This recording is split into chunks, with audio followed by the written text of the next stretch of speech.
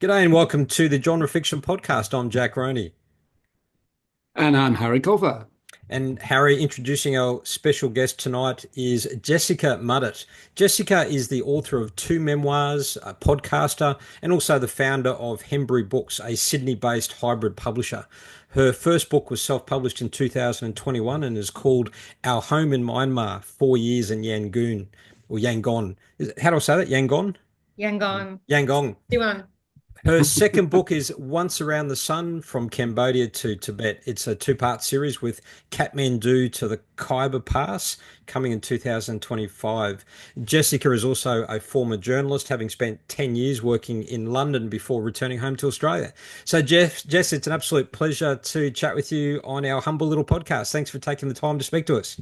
Oh, my pleasure. I'm excited to talk with you finally after years of messaging and liking posts and stuff. I know you kind of you feel like you know people when you've sort of been following on social media, but yeah, it's actually the first time we've spoken in real life. So no, it's very good to finally come together. So let's start with your journey. So you started as an author, you self-published your own memoir of your own life and travels living over in Cambodia. Fast forward several years to now you've got your own publishing company and you're assisting other authors. So can you talk us through that journey? Yeah, well, it starts with the heartache of trying to get your book published and having your dreams dashed about 100 million times and your heart breaks into 100 million little pieces. I mean, I cried.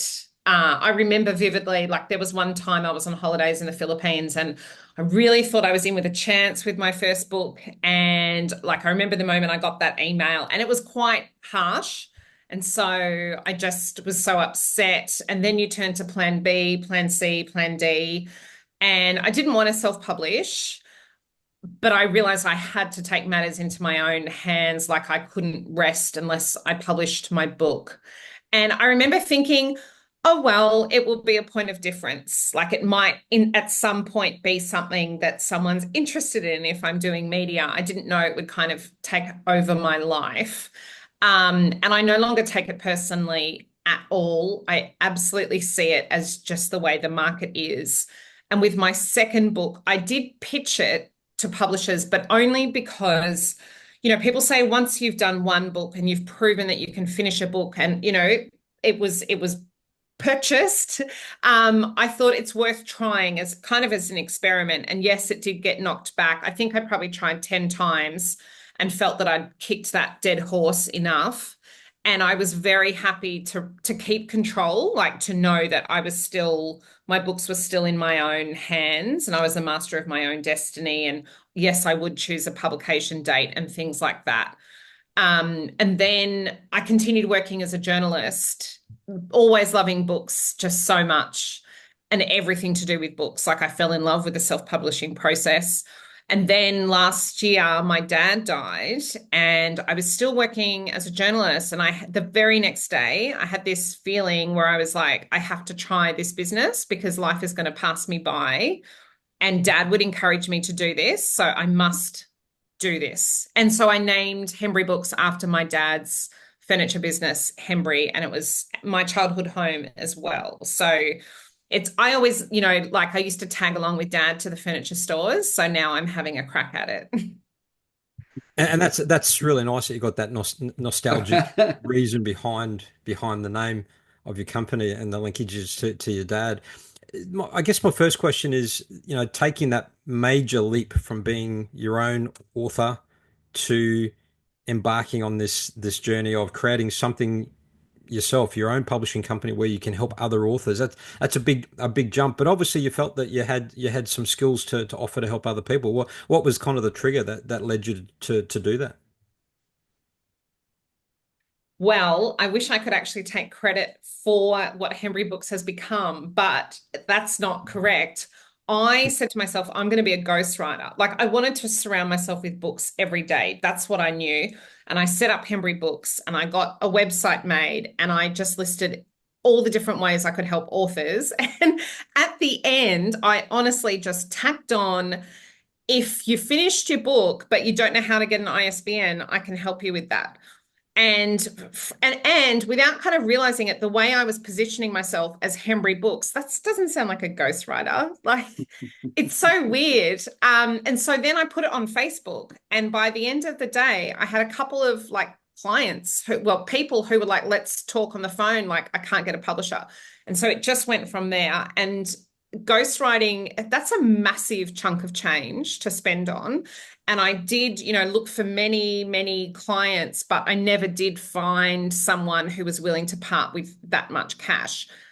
And I was like, I'll respond to the market. And that's what I have done. And I actually love working with authors, because then you're helping other people with their own work, and the joy that they get when it's your own book, I think, is more than if, it's been ghostwritten for you.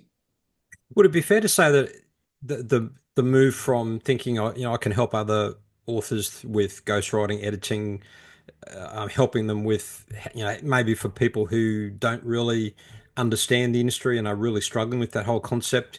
I self-published my first book. Harry's self-published 4 now and has got his head around, or coming up to 5.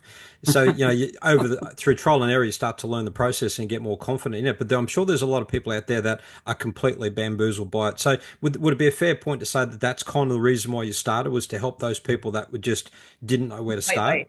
Yeah, completely. I mean, I found it such a steep learning curve. I made so many mistakes. I spent so much money on my first book. And with the second one, it was like, right, I'm going to do this smarter, leaner, lower investment, higher impact. I would chase every shiny object in front of me, and I would purchase it and see how it went, which was the passion, like that's what you do. I loved finding it out. But what I'm trying to do is to help authors not go down every wrong turn, and really to kind of take that burden off them. Like, I don't think everyone is going to be as fascinated by the back end of Ingram Spark as I am. So it kind of makes sense. It's like having a kid. Like, you have the first kid, you make all the mistakes, and you're like, I've got all the gear and I know how to parent, so I should have another kid. Just makes sense. So do you use Ingram Spark for your output? Yeah, so based on my extensive research as an author, our clients do Ingram Spark for ebook and paperback, and they do draft to digital only for ebook because of the kind of stoush that's going on with Amazon that's mucking up all the ISBNs, and then ebook and paperback for Amazon. So it's those 3. Right. Yeah. So maybe if we could go back to the beginning of how Hembury Books helps authors. So if you've got a first-time author who's either got we'll talk later about the fact that you're moving from memoir non-fiction into fiction, but say up until recently, the focus has been on memoirs and non-fiction. Someone comes to you saying, I've got a family memoir, I'd like to get it published, I don't know where to start. That's probably, I'm guessing, the first point of contact. And what happens from then on? Yeah, so I mean, we can help authors at any point of the journey. So we do provide book coaching for, when you know what you want to write about, but it's totally overwhelming and you've never written a book before, which is a massive project, and I know how that feels. 2, someone who has completed the entire manuscript, to someone who's completed it and it was on the cusp of being published, but their publisher went broke, for example.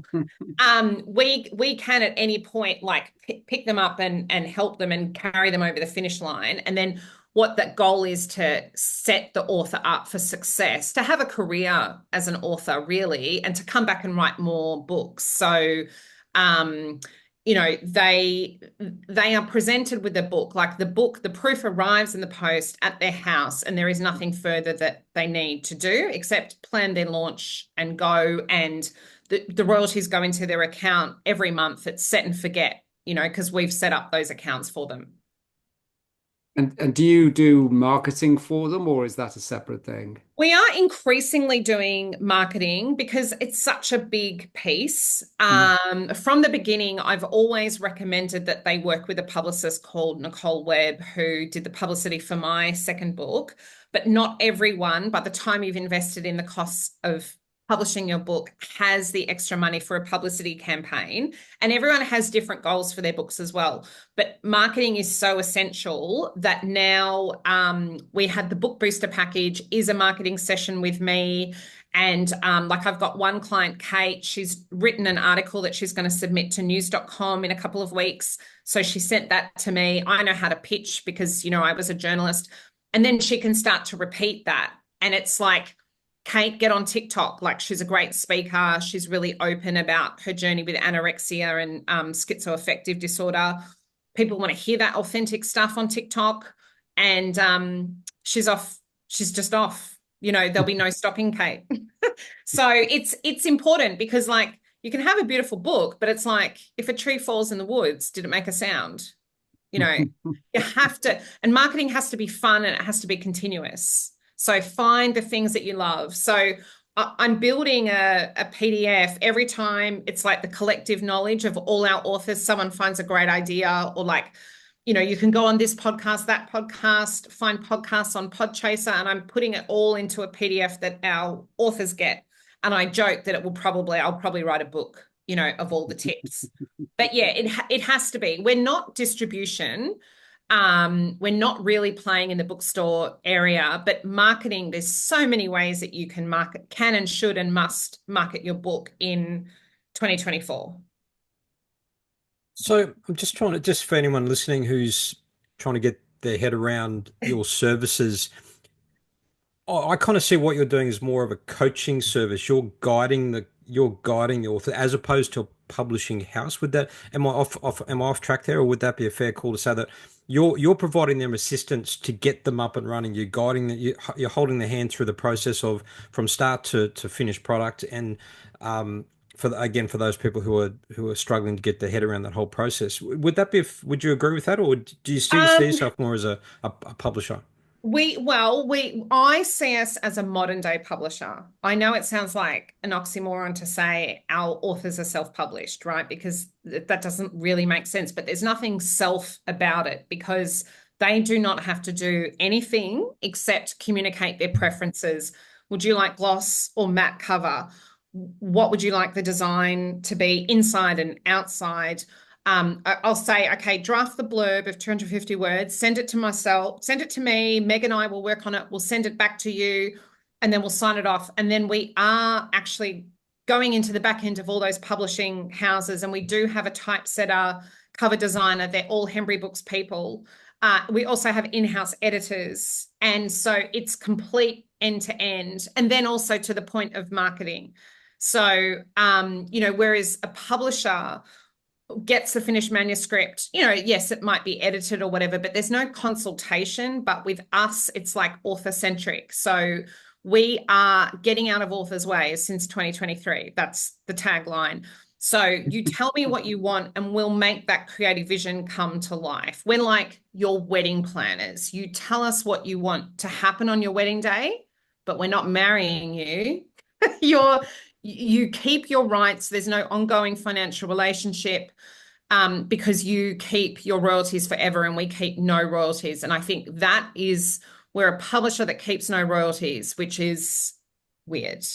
But I'm an author. Royalties are really important. And I just don't think there's enough pieces of a book as a unit price for everyone to take a share. And I also just don't think publishers deserve a lifetime of royalties. Like, yes, it's a lot of work to create a book, but we're not writing it and we're not marketing it. The best person to market it and be the champion for the book's lifetime is the author, and the book should represent the author. So we remove those commercial considerations of, oh my God, we have to sell 30,000 units of this book or we are not going to make back the time we have spent. So we just free it up so the author can be their self, completely themselves, and just allow them what I think makes better books and riskier books, but books that are actually true, whether it's fiction or non-fiction. But we don't say take out that character or this is what your cover will be. You know what I mean? There's not that tussle. Do you actually, does the author decide how many copies to produce and Yeah. Yeah, because we're not using offset printers. So, as it doesn't, the payment to us does not include the author copies because you can get them for about $8 on Amazon or Ingram Spark because you might need 200 or 600 or you might need 30 for your family. You know, like today I was emailing Craig back and forth about pricing, and he was like, what should I price my books? And I was like, well, this is what I would price a paperback. And then you want to do $11.99 to get 70% royalties on Amazon. He's like, oh, you know, I might do something different. I said, that's fine. You just let me know. I'll price your book for you however you wish. And for once the books are set up, say on Amazon for the ebooks, do the authors have their own Amazon accounts and they Yeah. manage that themselves? Yep. Yeah, they do. Because that's what we're doing. Like I share my screen and I do all of that for them so they can see me doing it at the time. So I've got to get their bank details and everything. But yeah, then they're off and away.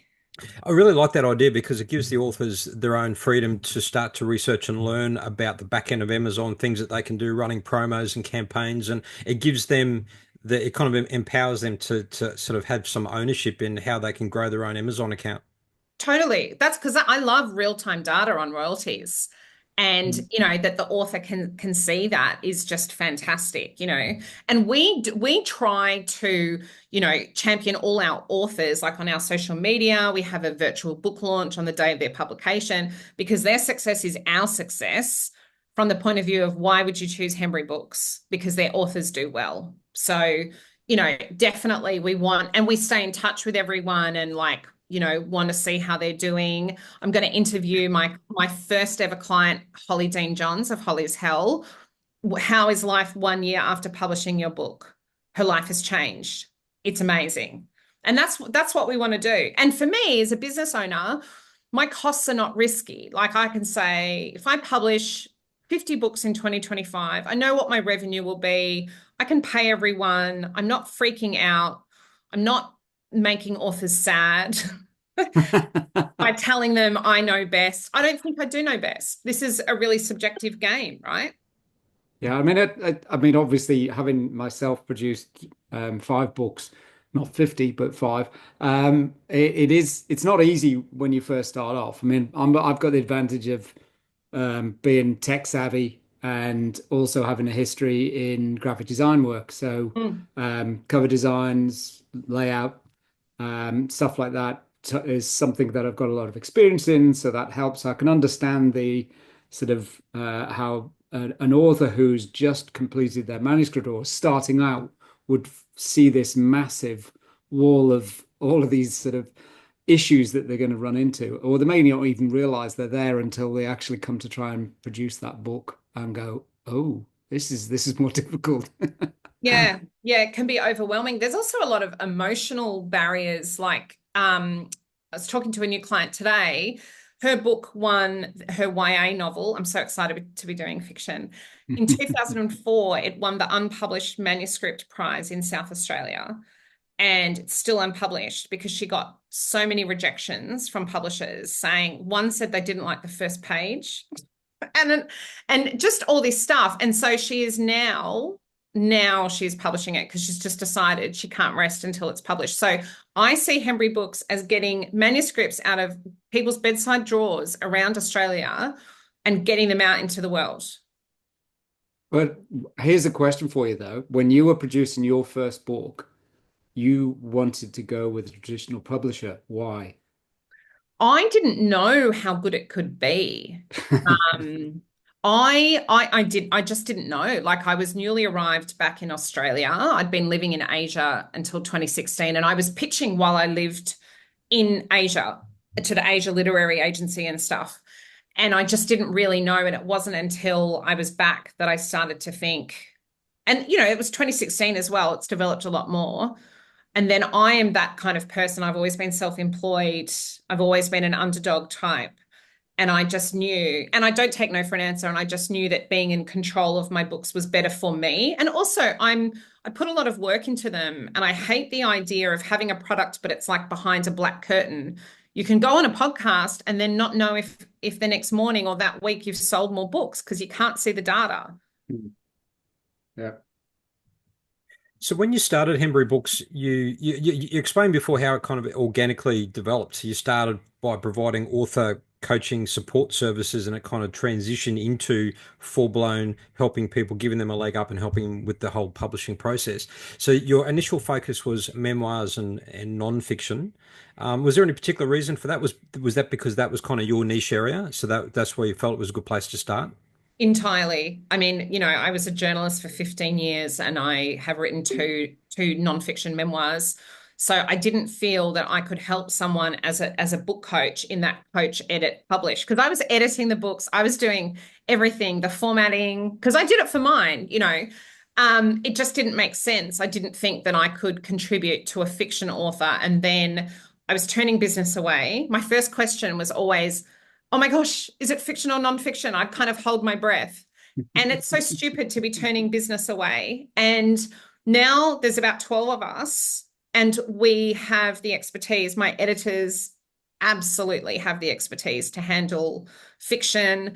And I also realized, as much as I'm saying I'm getting out of authors' ways, I'm helping authors to publish their books. So why am I turning down an entire genre of books? Like, just if you really are trying to help authors publish, then you really need to be open to all genres. And I was worried about trying to be everything to everyone and then kind of being nothing.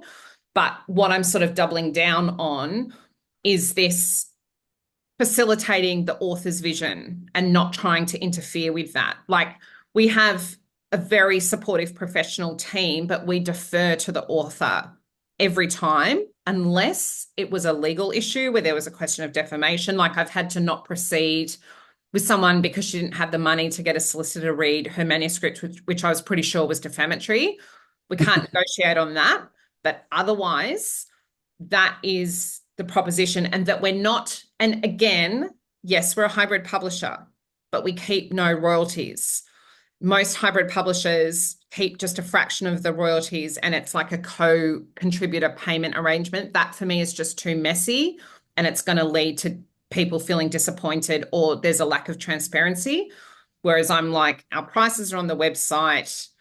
It's very clear, that when your book is published, you keep all of that, all of those royalties.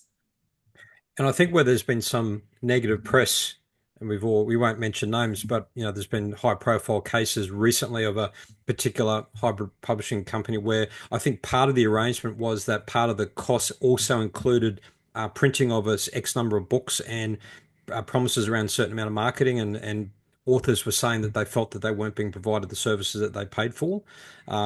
So as you're saying, you're factoring in that and keeping one step away from that so that it's very clear what the author's paying for in terms of services.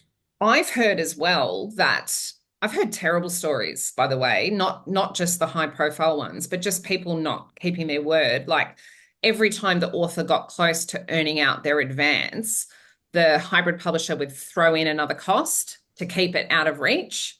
We've just got this expense or something. We're updating your website. And according to the terms of the contract, they just had no control over that. So we've had quite a lot of, author exiles who have been really hard done by, lost thousands of dollars.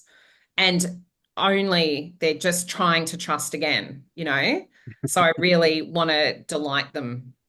So just if we could kind of dive into that a bit deeper, what do you think it is? We're talking about trust, and there's been so many negative stories out there about people feeling like they've been taken advantage of.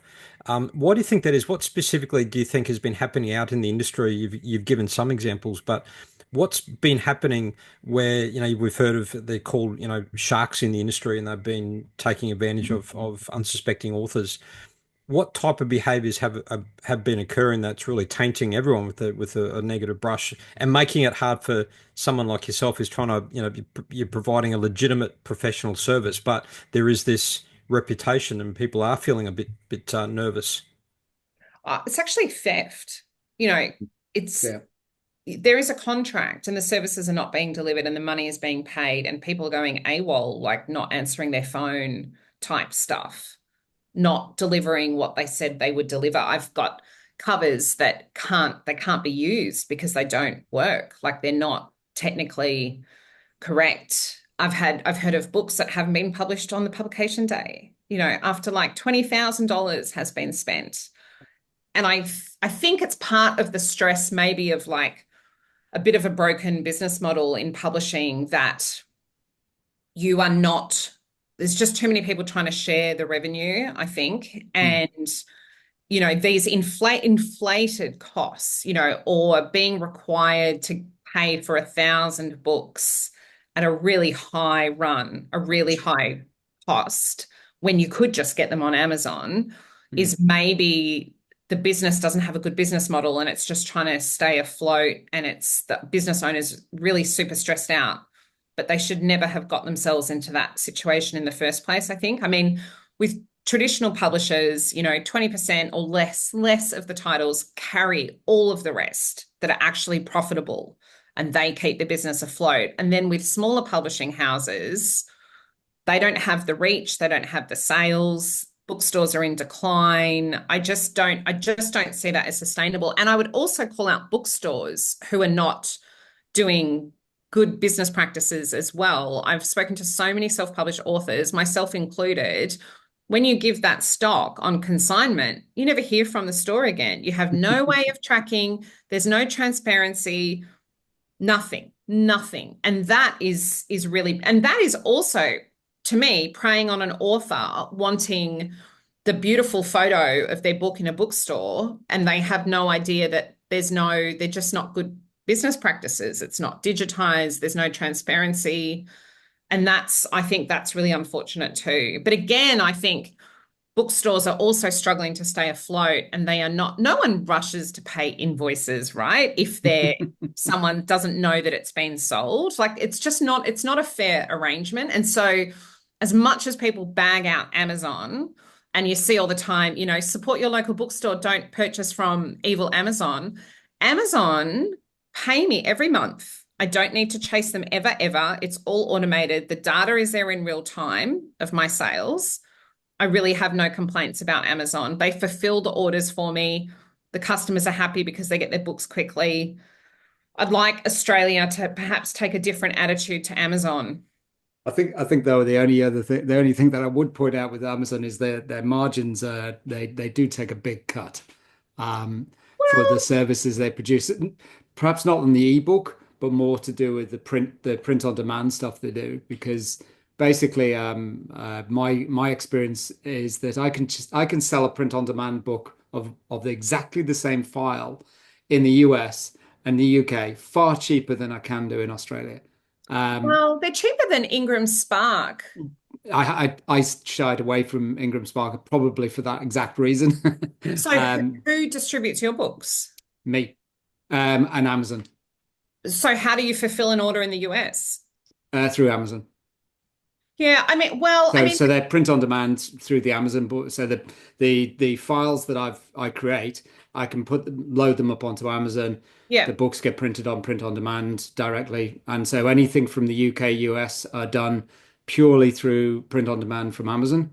Mm. And anything in the Australia, New Zealand, I try and get from my website because I have my own On you. stock that I print from a local printer. So I've got a Brisbane printer, Paradigm Print Media, and they print my books for me, and I supply. So I do all of the distribution for the Australian market. Is that time consuming though?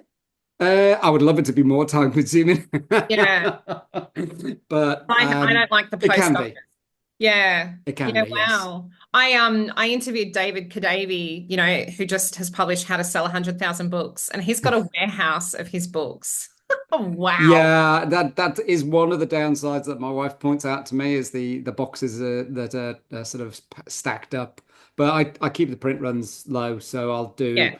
200, 300, and then keep the stock at that and Mm. sell from that. I've got a Mm. question for both of Yeah. you. This has just been my observations of people who've had their books printed. I don't know whether it was through Ingram Spark or through Amazon, but to me, the ones that I've seen, the quality seems to be poor. The covers all seem to have like a rubbery kind of texture to them, and I don't know. I can always tell when I pick one up versus the printer that you're talking about, Harry Paradigm. I actually used the same printer for when I first self-published my first book. And the feedback I've had is that if you hold Yeah. that against a traditionally published book, you couldn't tell the difference. And I've had a lot of favorable comment that just the quality of it in your hands feels a lot better. And I've just noticed, and I've spoken to authors who have been a bit disappointed with the actual quality of the print product that's come from Amazon. What's your thoughts on that, Jess? Are you seeing sort of improvements in the overall quality? Yeah, I am. I mean, our goal as well is to be indistinguishable side by side with a Penguin book. Mhm. And there is one of the downsides of print on demand is that there can be variations in quality. I have ordered proofs where I've been like, it's just the color's not as lustrous, you know. Mhm. But my gosh, like a matte cover, particularly done by either Ingram Spark or Amazon, it's just a beautiful, beautiful work of art. Like, you know, as an example, you just can't get crisper than that. It feels beautiful. There's different paper types that you can choose on Ingram Spark, less choice on Amazon. But you just choose the nice paper type and things like that. And the covers I've been really, really happy with. I don't think you can distinguish from a traditionally published, and it's improving all the time. And interestingly, Ingram Spark are so big that sometimes Amazon use their print Yeah. facility in Melbourne. Yeah. Right. So Yeah. yeah, I mean, and I just, you know, the trade-off of the price is just, you know, completely different than doing, you know, because I actually I had a distributor for my first book, and when I did the maths, I was like, the math is not mathing. Like, I'm going negative here because when you have a distributor, you've got to pay them as well. And suddenly it just is awful. So I got Yeah. 600 copies printed in Hong Kong, which was a cool experiment. And I was really happy with them. Yes, again, I made mistakes, but that was like the size of my book. It's 5 by 8. And now I'm like very much a 6 by 9 girl. So you make those mistakes that can't be changed. Like, I can never change the shape of my book without getting a new ISBN. Who knew, right? Mm, mm. I was happy with those Hong Kong books, and I brought the unit price down. But then I was like, my distributor's not really selling my book. Like, this is not a hot book to them. And all my royalties basically are eaten up by this arrangement. So I said, can I have my book back? And I'm not sure if they ever really did, because it's still listed on their website and stuff. So again, I caution authors who say, I want to be in bookstores, I want a distributor. I say, well, you know, here's some names, but like, I've never even had a reply, or I've had a negative reply because the book, they said to me, your book's just, it's not about Australia. And like, we really only do kind of Australia stuff, which is kind of a general thing in the market. So, you know, it's tricky. Yeah, I mean, the thing is though that or people don't, you know, they say they want to be traditionally published and they want to be with a big name publisher, and ironically, I was I've mentioned this before on the podcast, but I was sort of like wondering why people are so hung up about wanting to be going through a traditional publisher. It dawned on me, I actually have been published through a traditional publisher. I had 20 odd years ago, I produced a coffee table book through Macmillan, Mm. and it's probably one of the reasons why I'm going self, or I'm more aligned to self-publishing, because of that experience. Because Yeah. basically we just took them at their word, Well, why signed wouldn't, the yeah. contract, and then there was one little clause in the contract which basically said they could change anything. And obviously, if we'd had the nous to put it by a lawyer to check, they may have flagged that one for us. But yeah, they just went back on all of the things which would actually cost them money. They went back on, and Oh, we got stiffed. that's Um, terrible. so somebody made a lot of money, but it wasn't us. And yeah, and it's one of those learning experiences, I guess. So even the big names will muddy the waters a little bit, I think. I interviewed Alex Adset, who's the well-known literary agent, and she's a publishing consultant, so reviewing contracts. And she said, in almost every contract that she gets, there's something like a bit funny, and they will say like, "Oh, it's just standard." Yeah. But what they mean is it's standard for us. It's not standard across the industry. But even if you'd said something, the power imbalance is such Oh, that absolutely. you can't They negotiate. basically said, they said, Get well, lost. you either sign it or your book doesn't get published. And if we'd had more information, if we'd been sort of a bit more savvy, it would be a case of, oh, we'll just go and find someone else then, because we knew the market was there. I Yeah. know it was a done deal, really. We'd done everything for them. The groundwork, everything was done for them. We were handing it to them on a plate. And realistically, we should have just shopped around. Or realistically, looking back, we should have done it ourselves, but just didn't have the knowledge at that time. Yeah. Can you get the rights back? No, don't think so. Yeah. Yeah, I don't think it'd be worth it now. It would, because it's something like nearly 200 photographs in it, and they screwed up the scans, and yeah, all of that would have to be redone and the like. So it's one of those learning life's lessons, I Yeah, think, it's a is. learning lesson. That's the other thing is we have a Google Drive and it contains all the authors. It's their intellectual property, but they own their cover, they own their typeset files. Their book trailer is there, their social media assets are there, so that they, at any time, they can update their book cover if they win an award or anything they wish. It's that transfer is like Hmm, complete. cool. Yeah. And can we just move back to what we were talking about before, how you started with memoirs and nonfiction? I'm really keen to find out, how are you now progressing with the transition into fiction? Has that started yet? Are you starting to get authors coming to you for production of fiction novels? Well, I have to say, I was absolutely delighted to get a client on the first day that we announced it. And I, as a stressed out business owner, you take those encouraging signs and you hold them close, because I'll never forget the first day. Like I was in the kitchen going, oh my God, I've got 2 Facebook messages. Like maybe it will be okay. Don't panic. It was the same Mark Berridge, who's just a fantastic ally of Hembury Books, who I interviewed on the podcast, but we don't have a professional connection. But he might be coming to Hembury Books next year to republish his book, which is also going to be an interesting case study. So he's got a massive network. And he told A.M. Jackson, who writes romantic suspense, she is so prolific. She's written 6 books. She is a casualty of a gone under publisher.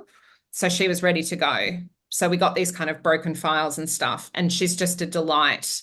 And then Gay Lynch, someone also assumed that I did fiction and just started sending me stuff. And I was like, what am I doing? What am I doing? Plus, I need a cool announcement for the 1 year party. This is going to be it. We're going to do fiction. So your first year is under your belt. How would you describe the first year? Have you exceeded expectations? It's been the most wild ride. Like, I've never learned so much in 1 year of my life, ever. It never, ever. The stuff, I'll be having a call with my bookkeeper or accountant, or I had one client get her lawyers to read the publishing contract and give suggestions. And then I'm talking to my lawyer and I was like, get your people to tell her. And I was like, this is just surreal. Like, it's been amazing. And the moments of happiness, like when your editors are really happy with the work, like we do a 3-way call and there'll be the editor with the author and me, the publisher. And when you see like all our brains really sinking and we're working on this book and we can see it, it's a big emotional thing. Like the person's book has been criticized and told to change. And then they go, oh my God, I'm going to publish my book after 15 years. Like one client, Roy, spent 4 years in the British Library researching his family history. And there's just no question. We take away the torment of whether this book will live or not live. And then that moment when they see that is so great. That's all the good stuff. But I've never run a business before. I started with nothing. I'm a single parent with 2 small children renting. And so from day one, this business has always had to support me. Like there is no backup anywhere. And that adds an edge. Like, I make decisions. I think about things before I invest in them. And I've overinvested and then I've had to pull back. And that's everything from, I have a VA, from her hours, keeping everything really tight because it's like it's sink or swim. And I don't want to have to give this up. I want this to be like, my life's pursuit. So it has to work. But you have, I've had so many moments this year of big stress and feeling like uncharted waters. I've never been in this situation. It feels like physically uncomfortable. And in the beginning, I felt kind of like embarrassed, which is really weird, like saying we when there was only me, and that I'll fake just go and talk to makes my partners. yeah, like my bookshelf. But it's coming into a better period. But I feel really alive, which is great. Really alive and quite tired as we come into December. And so, how did you build that team around you? It was you at the beginning, and it's grown and built into what it is now. Did you outsource editors and other experts? How did that team come together? Well, so I began by doing every aspect, and that means that you can have very few clients because it's so time consuming. And so I've just kind of broken up the parts of book production and through trial and error, finding good people. And I usually find people from Fiverr because that's where I find my people from. People can say what they want about Fiverr, like, oh, it's $5. But, I pay quite a lot of money for a cover on Fiverr because I know that's where you find the talent. And just before the podcast, I had a call with a designer in Slovenia who I found on Fiverr because his portfolio was amazing and he's done a couple of covers. And I'm like, you should come in-house. You're really nice to work with, really talented. But about half of our staff, like in the design and the typesetting, are overseas, like India, Bangladesh, Pakistan, Slovenia, my assistants in the Philippines, because if everyone was in Australia, the costs would be out of control. And part of what we're trying to do is to keep it accessible. It's still really expensive, but we're not doing the kind of off the charts type publishing for entrepreneurs and stuff. Cool.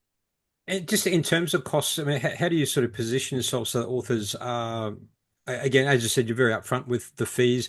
That might be negotiable depending on what sort of package the author requires and the level of assistance they need. So in terms of determining fees, how do you do that?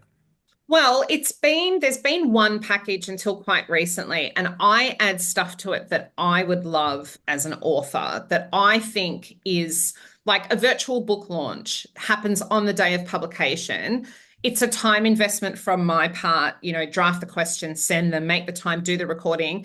But that to me is worth untold hours to the author because number one, they get a book launch that they can send to all their friends. It's there on the internet. It's the first time they've been interviewed about their book. The personal connection is really close with all of the authors because you want to be read, you want to be heard, and you want people to share the passion of your book, I think, and what you're trying to do. Like a lot of my clients are actually changing their lives, like they're having career changes or, the self-expression is obviously massive because they're investing in it. So, we make book trailers now because I just think book trailers are amazing. We have a merch pack, which just because I think author merch is like really fun. And the marketing wraparound. So like having that marketing session with me where I know the book really well and it's all stuff that they can do. And just, we record the call on Otter. So they've got the transcript and all the action points. And then, like the people that we work with Hembury Books, like our typesetter has just finished an 8x10 full color book with 230 images in it. And it's for Autumn McLean, who's a painter who's 92. And a friend of hers has done this project for her. She just thought she was kind of making like a spiral book or something. And it's just so deeply personal, all of these books, is that the people that I work with are really responsive to clients and we tailor everything to clients. So you have to have that attitude, not, oh, she can wait or whatever. I'm in like the author is kind of, they can wait. That is not how we run things. You know what I mean? So that now there's a couple of packages because one of the package was getting pricey. And then you add editing onto that, it's over 10 grand. So now I've stripped away some of the marketing and stuff that you could say is not strictly necessary to getting the book out. Because people like you don't need marketing support. You know, you don't need a book trailer. You could probably, you know, you've got everyone in your network, but you might not want to spend the time doing the nuts and bolts. So I've got an essentials package and then the book booster package. And I want to also have one that is perhaps, whether it's like a group session where we all load books up together, just so that people can get their books out. Because I don't like the idea of someone not being able to get their book out.